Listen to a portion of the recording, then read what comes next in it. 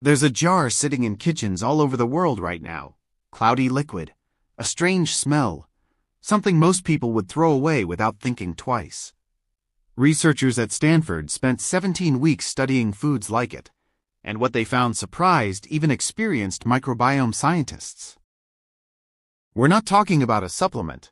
We're talking about food that's been fermenting in clay pots, wooden barrels, and glass jars for thousands of years, long before anyone knew what a bacterium even was. Here's the part that should genuinely surprise you. One food on this list is loaded with salt, the exact thing doctors tell you to avoid for blood pressure, and clinical trials show it doesn't raise blood pressure at all. Another one was discovered by accident, on a ship, and it ended up saving sailors from a disease that killed thousands. And buried near the end of this list is a detail almost nobody talks about, something that flips everything you just heard about these foods for a specific group of people. I won't tell you where it shows up. You'll know it when you get there. 13 foods, thousands of years of tradition, and a stack of modern research that keeps landing on the same conclusion. Our ancestors were onto something they couldn't even explain. Welcome to Natural Wisdom, where we hold ancient food traditions up against modern clinical research to see what actually holds up. And on this topic, more of it holds up than you'd expect. For centuries, fermentation was simply how people kept food from spoiling. Nobody understood bacteria. They just knew it worked. Today we have the science to explain why, and it starts with one organ system this entire video keeps coming back to: your gut.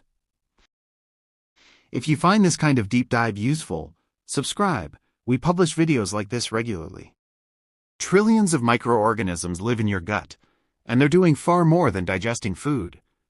They help break down fiber, manufacture vitamins like B12 and K2, maintain your intestinal lining, and, few people realize this, they help train your immune system. Roughly 70% of your body's active immune cells live in tissue surrounding your gut. When this internal ecosystem becomes depleted, researchers call it dysbiosis, and it's linked to chronic inflammation and metabolic problems. But here's where things get strange.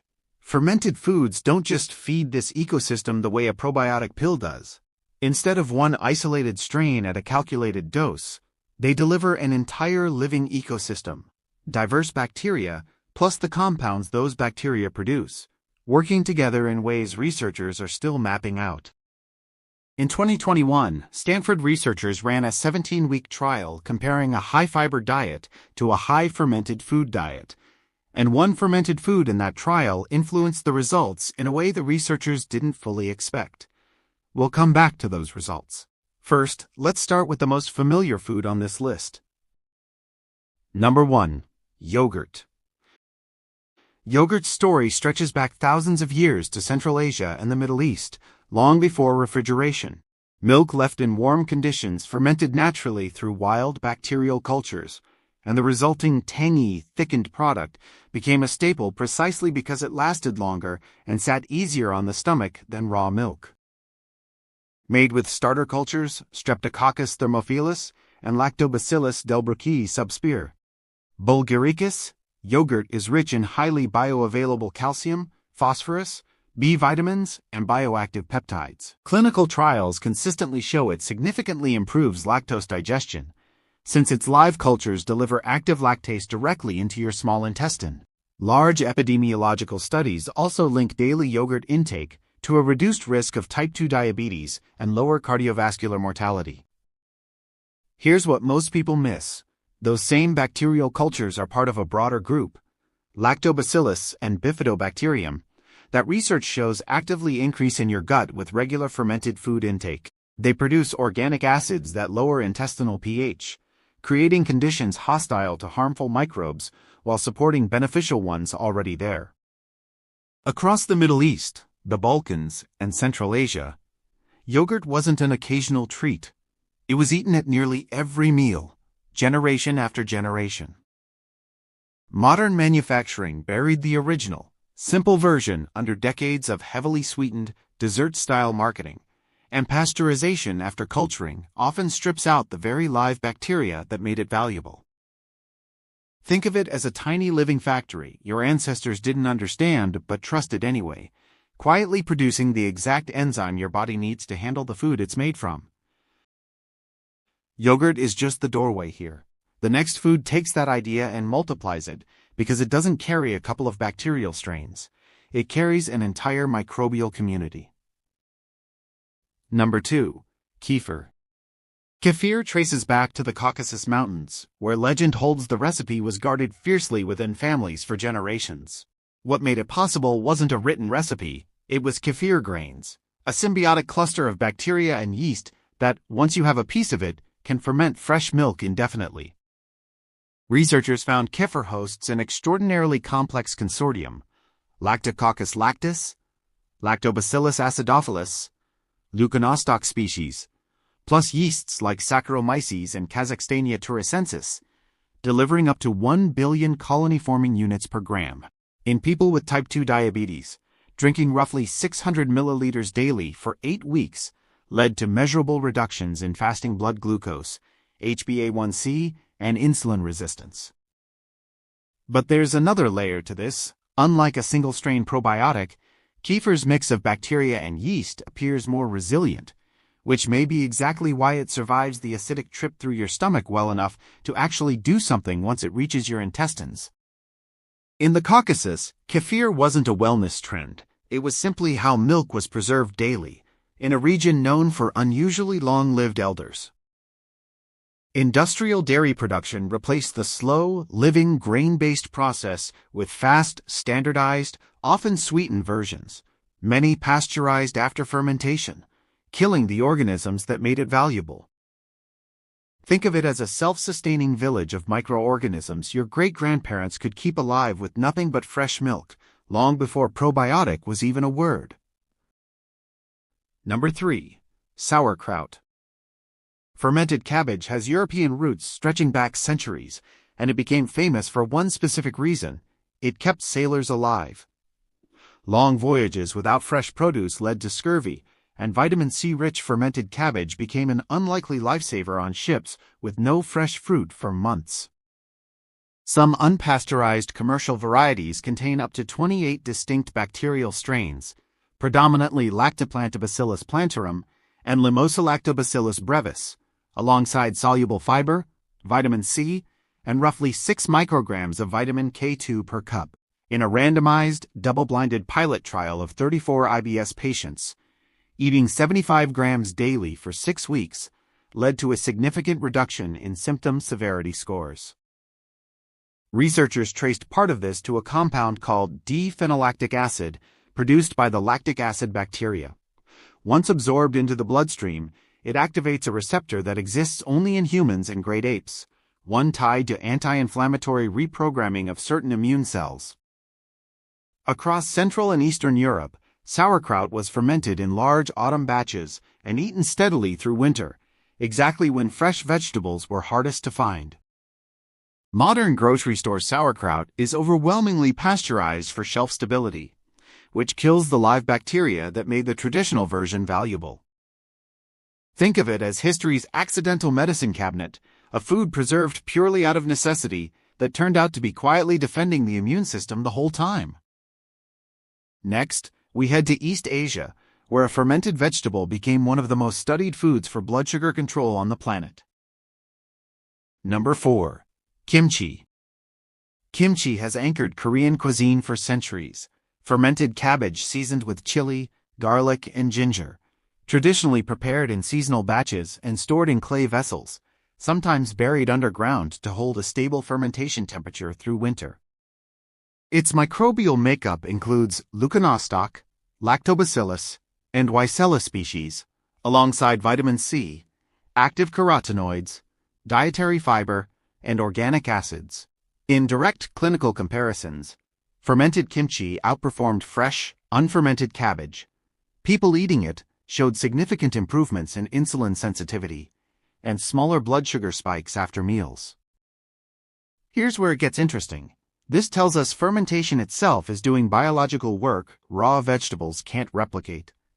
It's not just that cabbage is healthy, it's that bacteria are transforming it into something with a different functional identity entirely. In Korea, kimchi is eaten with nearly every meal, a tradition so embedded that entire seasonal festivals, called kimjang, are built around communities preparing it together. Mass-produced, shelf-stable versions often shorten fermentation time for convenience, limiting the microbial diversity the research points to as beneficial. Think of it as proof that what you do to a food can matter as much as what the food is. The same cabbage, transformed by time and bacteria into something your blood sugar responds to completely differently. Number 5. Miso. Miso has anchored Japanese cooking for over 1,000 years. Soybeans, rice, or barley, fermented with koji mold and lactic acid bacteria, aged anywhere from months to years. Here's what directly challenges a common assumption. Miso is high in sodium, and high sodium intake is a known hypertension risk factor, yet cohort studies and clinical trials show miso consumption does not increase blood pressure. In one double-blind trial, people consumed 32 grams of miso containing 3.8 grams of salt daily for 8 weeks. Daytime blood pressure was unaffected, and nighttime blood pressure actually decreased compared to a soy-based control. Few people realize why. Researchers believe compounds developed during miso's long fermentation calm the sympathetic and adrenergic nervous system, appearing to counteract some of sodium's usual blood pressure-raising effect. Fermentation seems to change the relationship between the salt and your blood vessels, not just the flavor. In Japan, miso soup has been a near-daily breakfast ritual for generations, eaten so routinely that nobody questioned why this high-sodium food wasn't contributing to the blood pressure problems seen elsewhere. Western nutrition advice has spent decades treating all sodium sources as functionally identical, a blanket message that doesn't account for findings like this one. Think of it as a quiet contradiction modern trials finally took seriously. A salty food that, fermented the traditional way, doesn't play by the rules everyone assumed it had to follow. Number 6. Tempeh. Tempeh originated in Indonesia, where soybeans fermented with the mold Rhizopus oligosporus bind into a firm, sliceable cake as it grows. The fermentation process uses fungal phytase enzymes that break down phytic acid, a compound that normally binds minerals and blocks absorption. This significantly increases the bioavailability of magnesium, iron, zinc, and calcium, while tempeh itself is exceptionally high in protein and essential amino acids. The surprising part is this. While large-scale human trials on tempeh specifically remain limited compared to other foods on this list, its biochemical transformation is well established. Fermentation pre-digests tough plant proteins while simultaneously unlocking minerals your digestive system would otherwise pass through largely untouched. In Indonesian households, tempeh has long been an affordable, protein-dense staple, woven into daily meals as a practical way to eat well without relying on meat. Outside Southeast Asia, tempeh spent decades stuck with bland health food stereotypes, while more processed, less fermented soy products took up far more grocery shelf space. Think of it as a lock-picking specialist, quietly breaking open mineral-bound compounds your digestive system on its own simply wouldn't know how to open. We've covered 6 foods so far, but this is where the list really opens up, because fermentation isn't just a few famous dishes. It's an entire global tradition, and some of the most fascinating examples are ones you've probably never even heard of. If you're noticing a pattern by now, different cultures, completely different foods, but the same underlying story of bacteria transforming something ordinary into something biologically powerful, you're exactly right. And we're only halfway through. Coming up, a fermented drink most Americans have only seen on a grocery shelf, a bread that quietly removes the very thing that makes wheat hard to digest, and 3 traditional Turkish ferments almost nobody outside that region has ever heard of. Plus, still ahead, that detail I promised you at the start. If this is useful, hit like and subscribe. It helps more than you'd think. Let's keep going. Number 7. Fermented vegetables. Beyond sauerkraut and kimchi, the broader category of fermented vegetables, pickles, fermented onions, prepared in traditional salt brine, has been a preservation staple across nearly every culture on Earth for centuries. In an 8-week community-based clinical trial involving women, Daily consumption of fermented onion pickles modestly altered gut microbial diversity while significantly reducing systemic inflammatory markers and modifying immune-related gene expression tied to intestinal barrier function. Researchers noticed something unusual. This lines up with what we saw in sauerkraut. The same family of fermentation metabolites that calm inflammation in one fermented vegetable appear to do similar work in another, suggesting a broader pattern rather than an isolated effect. Brining vegetables wasn't optional in most traditional cultures. It was often the only way to make food last through seasons when fresh produce simply wasn't available. Refrigeration removed the necessity.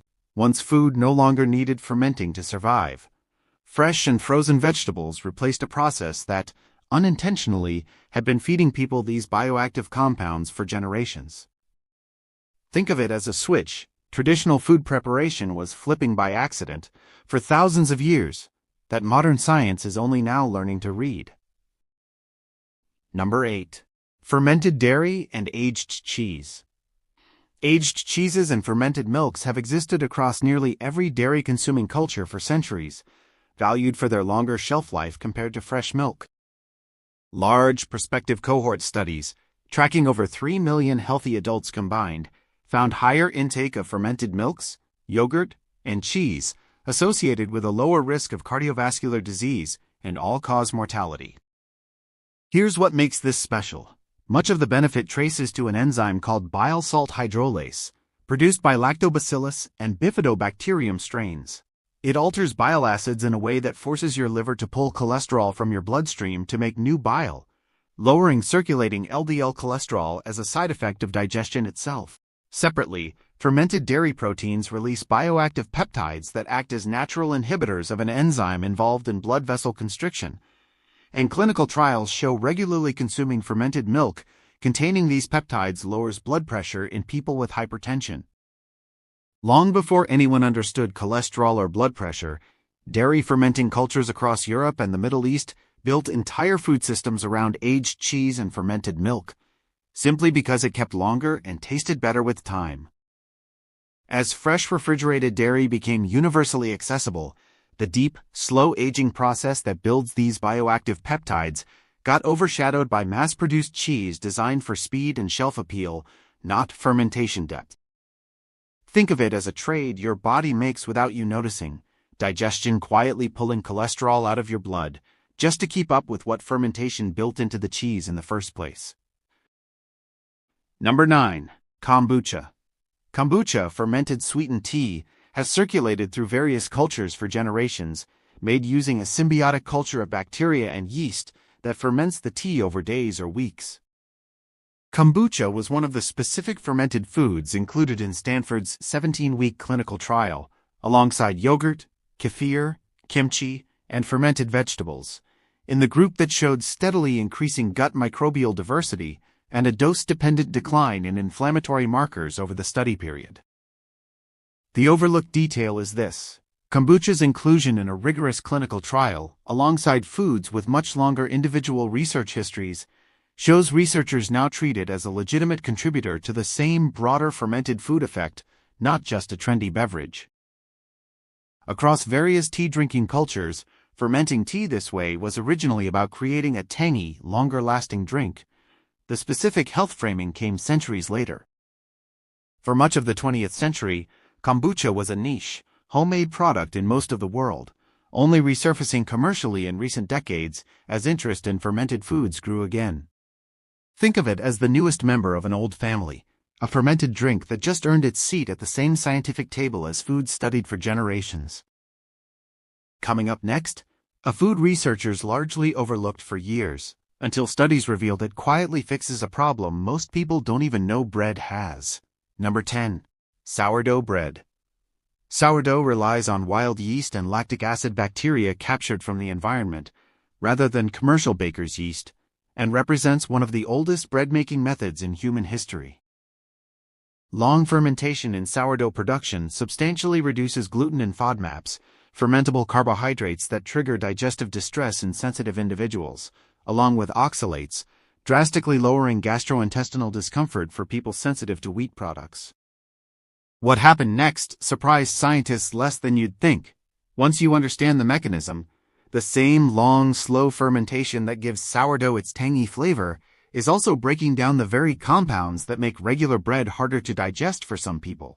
The flavor and the digestibility come from the same biological process. Before commercial yeast existed, every loaf of bread was essentially sourdough.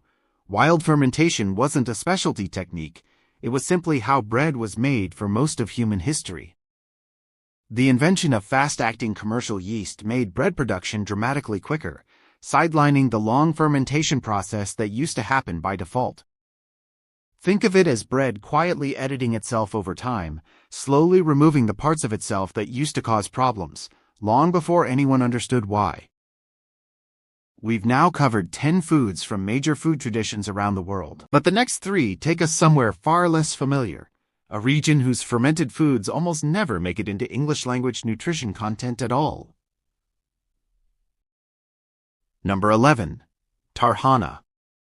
Tarhana is a traditional Turkish ferment made by combining cereal with yogurt, then sun-drying the mixture, a method developed long before refrigeration existed, designed specifically to preserve both grain and dairy together in one stable product. Research on Turkish fermented foods shows tarhana, along with related regional ferments, is dominated by highly active Lactoplant Bacillus plantarum and Limocoelactobacillus strains, which enhance mineral bioavailability and exert measurable pathogen-inhibiting activity in laboratory testing. Modern research uncovered something unexpected here too. Combining a cereal with yogurt before fermentation means the bacteria are working on 2 different food matrices simultaneously, drawing benefits associated with both fermented dairy and fermented grain into a single, shelf-stable product. In Turkish households, tarhana was historically prepared in large seasonal batches, dried under the sun, and stored for months, turned into a warming soup whenever fresh ingredients were scarce. As packaged, shelf-stable soups and instant products became widely available. The labor-intensive sun-drying process behind tarhana became far less common outside traditional households. Think of it as 2 fermented foods merged into one, built by people who didn't need a lab to know that combining grain and dairy this way made both of them last and work better together. Number 12. Shalgam. Shalgam is a traditional Turkish lactic ferment made from black carrots, typically combined with turnip, and seasoned with salt and spices, fermented over an extended period into a deeply colored, tangy beverage. Like other Turkish ferments studied in this research, shalgam's fermentation is driven by Lactobacillus plantarum and Limocoelactobacillus strains, the same bacterial families shown to enhance mineral bioavailability and demonstrate antimicrobial activity against pathogens in laboratory studies. Here's where it gets strange. Black carrots themselves are naturally rich in pigmented compounds, and fermentation appears to work alongside those existing plant compounds rather than against them, which may be part of why this particular ferment develops such a distinct, deeply colored profile. In Turkish culinary tradition, shalgam is often served alongside grilled meats, valued for its sharp, palate-cleansing acidity built entirely through fermentation rather than added vinegar. Outside Turkey and neighboring regions, shalgam remains almost entirely unknown, a reminder that some of the most scientifically interesting fermented foods never made it into the global conversation simply because they never got exported. Think of it as a regional secret hiding in plain sight, fermenting the same bacterial families researchers study everywhere else, just wrapped around a vegetable most of the world has never tried. Number 13. Boza. Boza is a thick, lightly fermented cereal beverage with roots across the Balkans, Caucasus, and Turkey, traditionally made from grains like millet, wheat, or maize, and sweetened slightly during fermentation. Research identifies boza, alongside tarhana and shalgam, as dominated by active Lactobacillus plantarum and Limocoelactobacillus strains, the same bacterial profile linked to improved mineral bioavailability and pathogen-inhibiting activity seen across this entire family of traditional Turkish ferments. Here's what ties this whole region together. 3 completely different base ingredients, a cereal yogurt mix, a root vegetable, and a grain beverage, and all 3 rely on remarkably similar bacterial families to do their work. That's not a coincidence. It suggests these specific bacterial strains were simply the ones naturally suited to that region's climate and ingredients, discovered independently through centuries of trial and error. Boza has traditionally been a cold weather drink, often sold by street vendors during winter months, valued as a filling, warming beverage during leaner seasons. As with shalgam, Boza simply never traveled far beyond its home region. It remains a textbook example of a genuinely beneficial traditional ferment that stayed local while other, more exported foods became globally famous. Think of it as proof that the wisdom we're talking about in this video isn't limited to the famous names.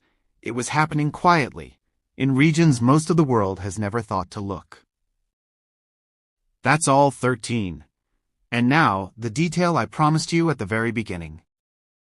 Everything we've covered paints fermented foods as close to universally beneficial. For most people, the research strongly supports that.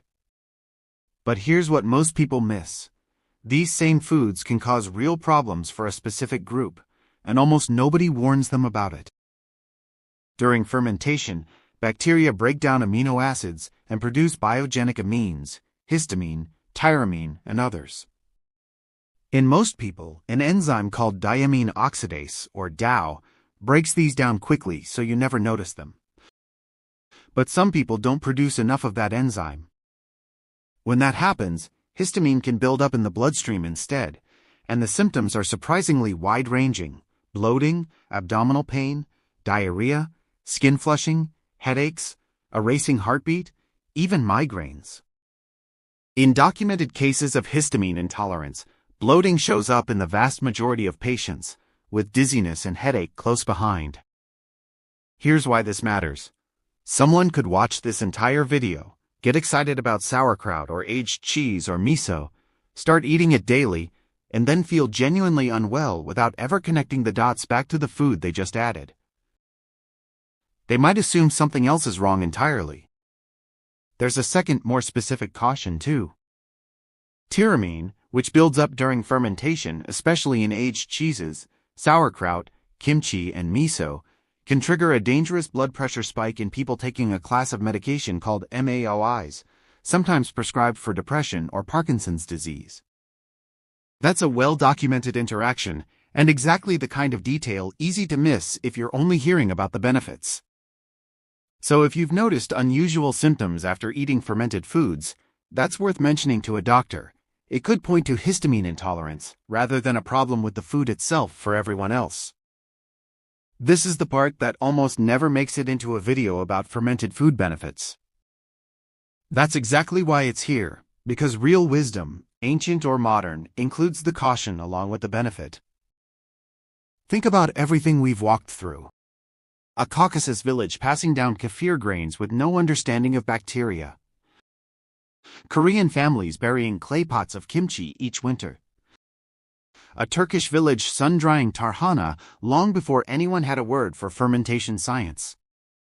Japanese households drinking miso soup every morning for 1,000 years, never realizing research would one day suggest it may not raise blood pressure the way a salty food typically would. None of these cultures had microbiome sequencing or double-blind trials. They had generations of observation, what worked, passed down because it kept working. And now, with tools they never had, modern science keeps landing on the same conclusion. They were right far more often than they had any way of proving. 13 traditional foods.